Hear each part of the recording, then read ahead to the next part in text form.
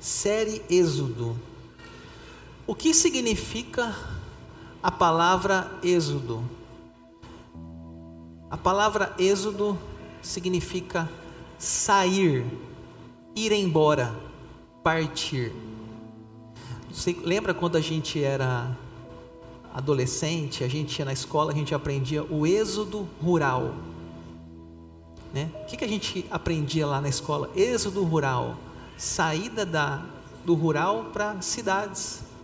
Então êxodo não é uma palavra bíblica somente, é uma palavra comum, saída, êxodo. O tema do segundo livro da Bíblia é a saída dos judeus do Egito. Nós vimos na primeira semana da série, semana passada, a chegada. Primeiro a gente vinha numa caminhada, né? Abraão, os patriarcas, Abraão, Isaac, Jacó e José. E nós vimos que José levou o seu pai e sua família para o Egito, porque lá em Canaã havia fome. E lá aquela família começou a crescer, tiveram filhos, netos. E morreu o faraó, que conhecia José, morreu Jacó, morreu José, e aí foi passando o tempo, e aquelas pessoas foram escravas lá no Egito. O povo clamava a Deus: Deus, escuta nosso choro, a nossa escravidão. O faraó não conhece os nossos antepassados, o faraó está nos escravizando. Aí Deus coloca um homem em ação. O nome dele é Moisés. Você lembra da história? Ele nasceu, a mãe dele foi lá e colocou ele num cestinho, a princesa adotou ele, e um dia ele está no palácio, ele mata um egípcio. Estou resumindo a história. E Deus aparece na sarça ardente lá para ele e fala: Moisés, eu tenho um plano. Eu vou tirar o povo do Egito, só que eu vou usar você. Moisés dá várias desculpas. Eu não sei falar, eu sou pesado de boca, manda outro no meu lugar. Mas Deus fala: não, é você que vai. E aí nós vamos entrar na pregação de hoje, que é quando Moisés, depois de colocar desculpas, colocar empecilhos, ele aceita a missão, mesmo que com o irmão Arão. E ele vai até Faraó e fala para Faraó: Faraó, deixe o meu povo ir. Faraó endurece o coração e vem as pragas sobre o Egito. Nós vamos ver esse assunto hoje aqui. Então vamos com detalhes caminhar no capítulo 5. Depois foram Moisés e Arão e disseram a Faraó: assim diz o Senhor Deus de Israel: deixa ir o meu povo, para que me celebre uma festa no deserto. Respondeu Faraó: quem é o Senhor para que eu lhe ouça eu a voz e deixe ir a Israel? Não conheço o Senhor, nem tampouco deixarei ir a Israel. Vamos entender então o que está acontecendo. Depois das desculpas de Moisés, ele aceita a missão. Ele e Arão vão até Faraó. E quando eles chegam em Faraó, eles não fazem um pedido, eles dão uma ordem: Faraó, deixe o meu povo ir. Faraó poderia simplesmente ter feito o quê? Ok, bye bye, vão com Deus. Mas não foi isso que aconteceu. O faraó disse: quem é o Senhor? Não conheço. Eu conheço aqui os deuses do Egito. Eu conheço o Deus Ra, o Deus Sol. Eu conheço o Deus da agricultura. Eu conheço o Deus, mas Deus de Israel, não o conheço, não deixarei esses escravos saírem daqui. Aumentando a carga, daqui em diante, não forneçam mais palha ao povo para fazer tijolos como antes, que eles mesmos ajuntem para si a palha, mas exijam deles a mesma quantidade de tijolos que antes faziam. Não diminuam a cota, eles estão desocupados e por isso gritam: vamos e sacrifiquemos ao nosso Deus. Quando Moisés foi falar com Faraó para deixar o povo ir, o Faraó acha que eles estão preguiçosos. O Faraó acha que eles estão sem muito o que fazer. Por isso estão reclamando, por isso estão murmurando. E Faraó agora diz o quê? Não forneçam mais palha, eles vão ter que juntar. E vão ter que produzir a mesma quantidade de tijolos. O que aconteceu? A coisa piorou. Com a chegada de Moisés no Egito, com a audiência com Faraó, a coisa piorou ainda mais para os escravizados judeus. Incompreensão. Quando saíram da presença de Faraó, encontraram Moisés e Arão que estavam à espera deles. Eles disseram: olhe o Senhor para vós outros e vos julgue, porquanto nos fizestes odiosos aos olhos de Faraó e diante dos seus servos, dando-lhes a espada na mão para nos matar. Os líderes judeus vão até o Moisés e o Arão e falam: olha, por que vocês vieram aqui? Moisés, por que você não ficou lá no deserto? Moisés, você apareceu e agora piorou a nossa vida. Veja que Moisés também não queria ir. Ele falou para Deus: Deus, eu não quero, vai outro. E agora Moisés vai, talvez achando que rapidamente Faraó já deixaria aquelas pessoas saírem. Talvez Moisés pensou: vai ser jogo rápido, só chegar lá, Faraó, assim, Faraó, já tudo bem, podem sair. Mas não, Moisés está sendo mal compreendido, as pessoas estão reclamando. Por que ele foi falar com o Faraó? Por que ele não ficou quieto? Por que ele não tocou a vida dele? Moisés se queixa a Deus. Então Moisés, voltando-se ao Senhor, disse: ó Senhor, por que afligiste esse povo? Por que me enviaste? Pois desde que me apresentei a Faraó para falar-lhe em teu nome, ele tem maltratado este povo, e tu nada fizeste para livrar o teu povo. Nós já passamos por isso também, né? Momentos de desânimo, até alguns de depressão, quando parece que as coisas em nossa vida não funcionam, quando a gente acha que Deus vai nos abençoar, que as coisas vão funcionar, a empresa vai prosperar, aí as coisas começam a dar errado. A gente fala com Deus: Deus, não foi você que me chamou? Não foi tu que me enviaste? Por que as coisas estão sendo tão difíceis? Por que as coisas estão sendo tão pesadas? Agora vai vir então as pragas sobre o Egito. Então o Senhor disse a Moisés: agora você verá o que eu vou fazer a Faraó, pois por mão poderosa os deixará ir, e por mão poderosa os expulsará da sua terra. Veja bem, é bom dizer que Deus não tem prazer nas pragas. Deus não tinha alegria com isso. As pragas é um fruto da dureza de Faraó, do coração obstinado, do coração duro. E alguém já disse assim, né? Uns vêm pelo amor, outros vêm pela dor. Deus teve que forçar a saída. E nós vamos ver agora então as 10 pragas aqui rapidamente. A primeira praga, a praga do Nilo transformado em sangue.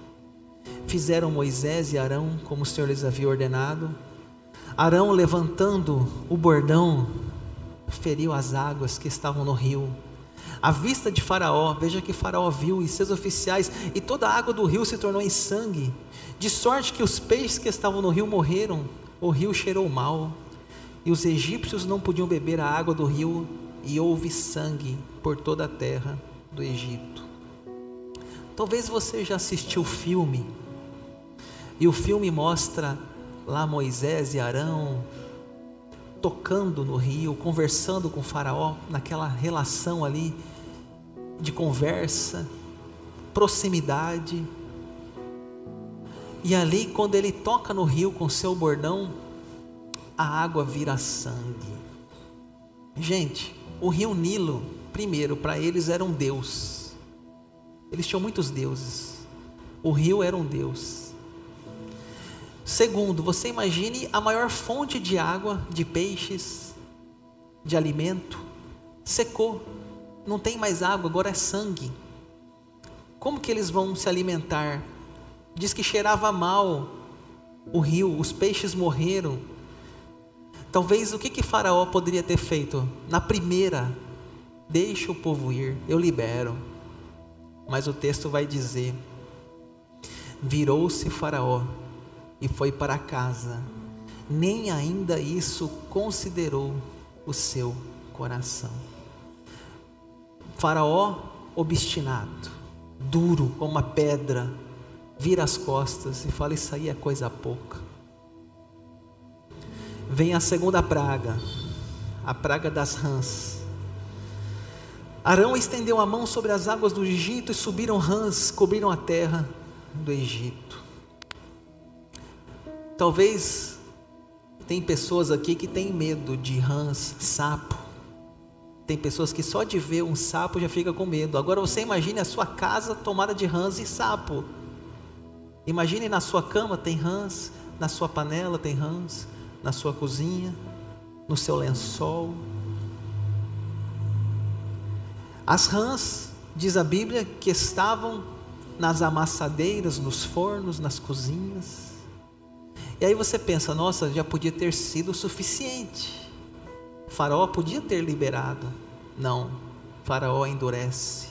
O povo não vai sair, o povo me pertence, o povo é meu escravo. Vem a terceira praga, a praga dos piolhos. Disse o Senhor a Moisés: dize a Arão, estende o teu bordão, fere o pó da terra, para que se tornem piolhos por toda a terra do Egito. Piolho é uma coisa que geralmente a gente conhece quando é criança, uma coceira no couro cabeludo. Talvez você lembre disso. Agora você imagina uma infestação, todo mundo se coçando, incômodo. Tem uma coisa interessante aqui. Então os magos disseram a Faraó: isto é o dedo de Deus. Nessa terceira praga, o Faraó tinha os seus magos, e eles tinham a sua maleta mágica. Faraó, o Moisés fazia um milagre, Arão, os magos faziam outro milagre. Era uma guerra de poderes. Mas aqui na terceira, os magos falam: olha, Faraó, para a gente já deu. Vamos guardar a nossa maleta e pegar o primeiro barco e ir embora daqui, porque nós vemos que esse negócio aqui é maior do que a gente. Esse Deus aí dos hebreus, não vão mexer com ele não, que ele é grande e forte. Os próprios magos reconheceram: isto é o dedo de Deus. E continua, a praga das moscas. Assim fez o Senhor, e vieram grandes enxames de moscas à casa de Faraó e às casas dos seus oficiais, sobre toda a terra do Egito. A terra ficou arruinada com estes enxames. A Bíblia fala enxames. Enxame significa mistura. Possivelmente era uma mistura de vários insetos. Talvez não seja só mosca, tinha mais insetos incomodando, atrapalhando. Você sabe que incomoda esses insetos? Você está cozinhando, você está sentado, aquele inseto no seu ouvido, na sua cabeça, no seu corpo, incomoda. Mas algo aconteceu aqui também. Naquele dia, separarei a terra de Gozem, em que habita o meu povo, para que nela não haja enxames de moscas, e saibas que eu sou o Senhor no meio dessa terra. Aconteceu algo aqui, que a partir dessa praga, Deus coloca uma proteção para os judeus, e agora as pragas não mais afetam eles, afetam só os egípcios. Como um escudo invisível, os judeus estão protegidos das pragas. Essa praga, por exemplo, já não atinge mais os judeus, os hebreus. Quinta, a peste dos animais. Eis que a mão do Senhor será sobre o teu rebanho que está no campo, sobre os cavalos, jumentos, camelos, sobre o gado e sobre as ovelhas, com pestilência gravíssima. Uma doença começou a atingir os animais. O cavalo morreu, o jumento morreu, o camelo morreu, o gado, a ovelha, foram morrendo. Essa praga atingiu a saúde dos animais. E é importante a gente entender aqui que os egípcios, eles tinham vários deuses. Eles tinham o deus touro, a deusa vaca. E de repente o touro morreu. Ou seja, o Deus não protegeu o touro. A deusa vaca também não protegeu as vacas. Está mostrando quem é o Deus de Israel e quem são os falsos deuses do Egito. E Faraó ainda permanece com o coração endurecido. Praga das úlceras. Então disse o Senhor a Moisés e a Arão: apanhai mãos cheias de cinza de forno, e Moisés atire-a para o céu diante de Faraó. Ela se tornará em pó miúdo sobre toda a terra do Egito, e se tornará em tumores que se arrebentem em úlceras nos homens e nos animais por toda a terra do Egito. Deixa eu explicar uma coisa aqui, o contexto. Os egípcios, eles tinham sacerdotes / médicos. Na época não tinha médico, o sacerdote tinha uma função de medicina, de cura. Misturava a religião com a medicina. E os sacerdotes, que são sacerdotes médicos, eles mesmos agora estão doentes. Eles mesmos estão com úlceras. Eles mesmos estão passando por problemas de saúde. Como que eles vão curar outras pessoas? No seu corpo está nascendo úlceras. Então, mais uma vez, Deus está mostrando que não é o sacerdote egípcio, não é o Deus touro, não é a deusa vaca. Não, ninguém se compara com a força do Deus de Israel. Sétimo, praga da saraiva. Eis que amanhã por este tempo farei cair muito grave chuva de pedras, como nunca houve no Egito, desde o dia em que foi fundado até hoje. O que foi isso? Foi uma chuva de saraiva, uma chuva de granizo. Começou a chover pedras do céu. Foi destruindo tudo. E o que a gente percebe aqui? Que as pragas vão se agravando, vão progredindo, vão ficando cada vez pior. E Faraó, coração duro. Essa praga deve ter sido um castigo muito intenso, caindo chuvas de pedra, destruindo tudo.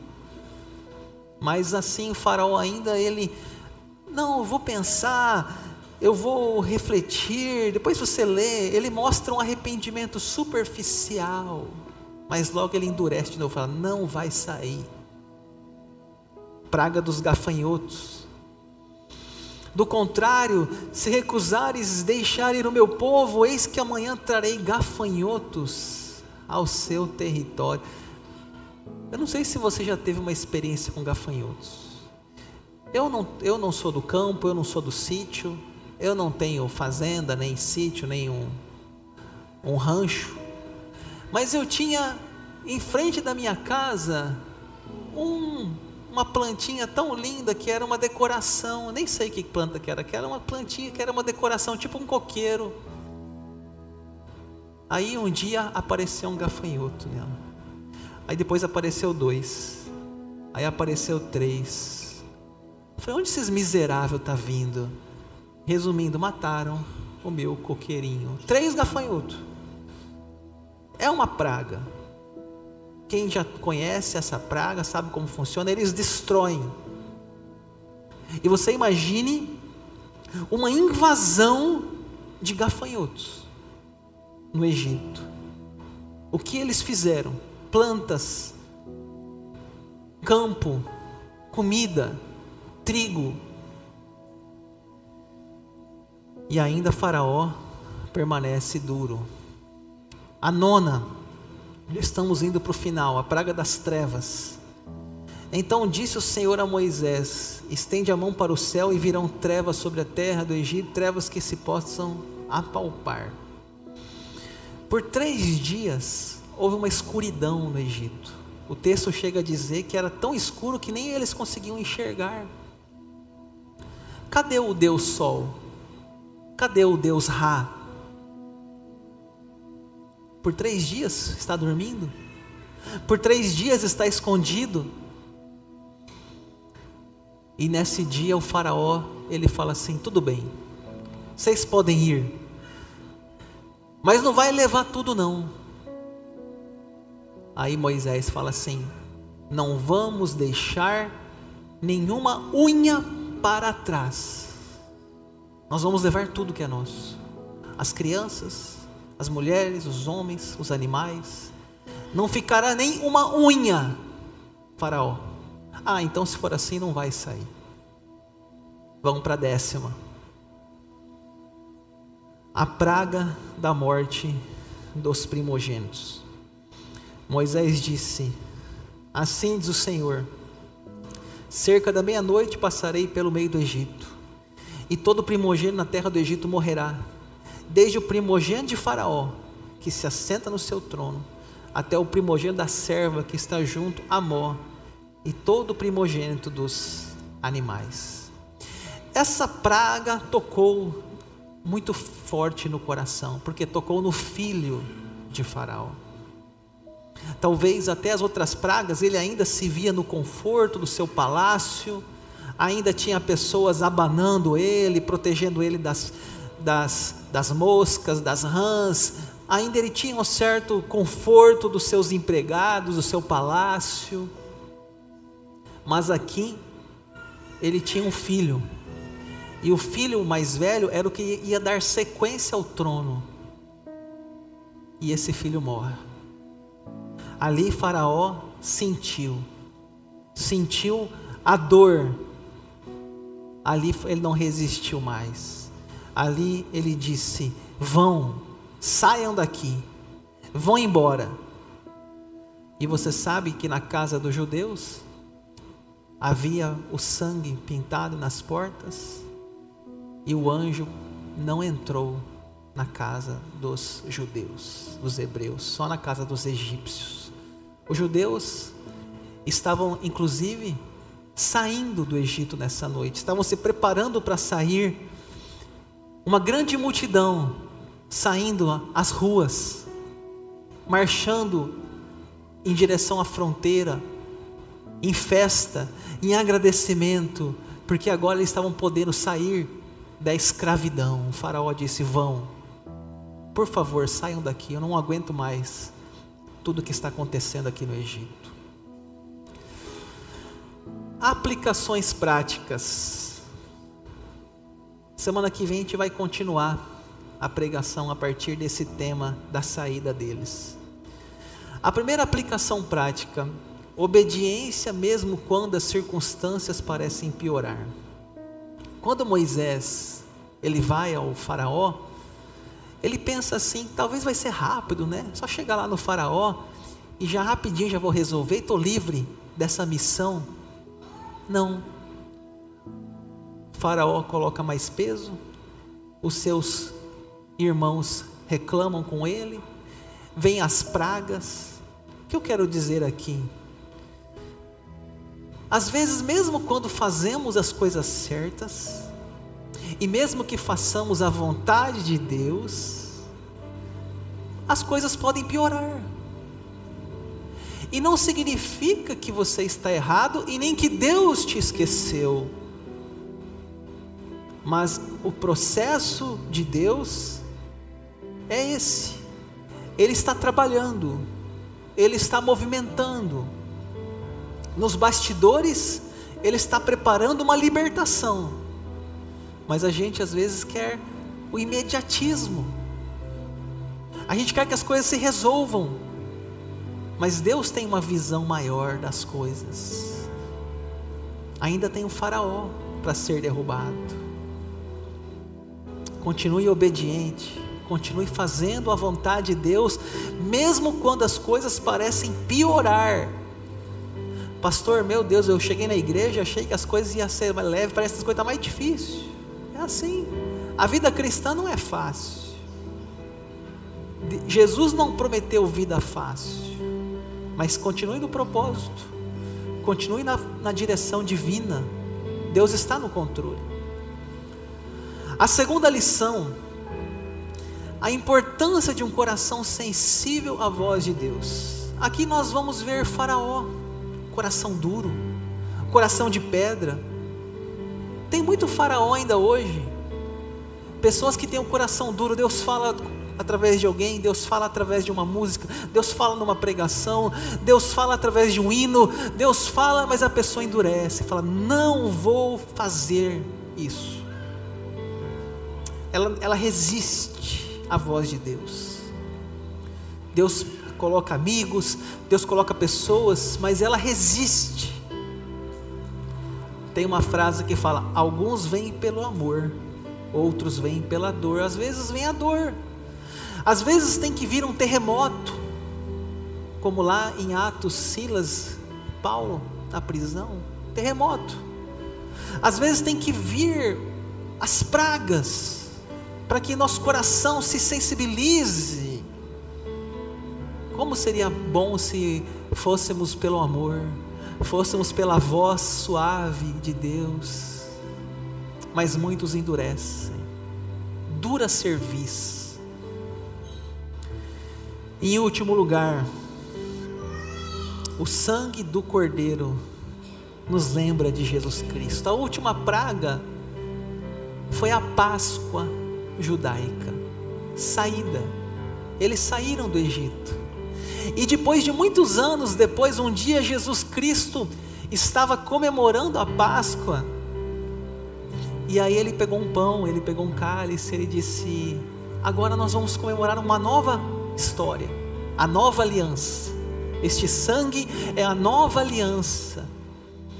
Jesus Cristo morreu numa Páscoa judaica, numa comemoração da Páscoa, da saída. Mas então ela se torna um novo sentido, o Cordeiro Pascual, Jesus Cristo. Então sempre que nós lemos essa passagem, podemos lembrar de Jesus Cristo, que morreu na cruz pelos nossos pecados.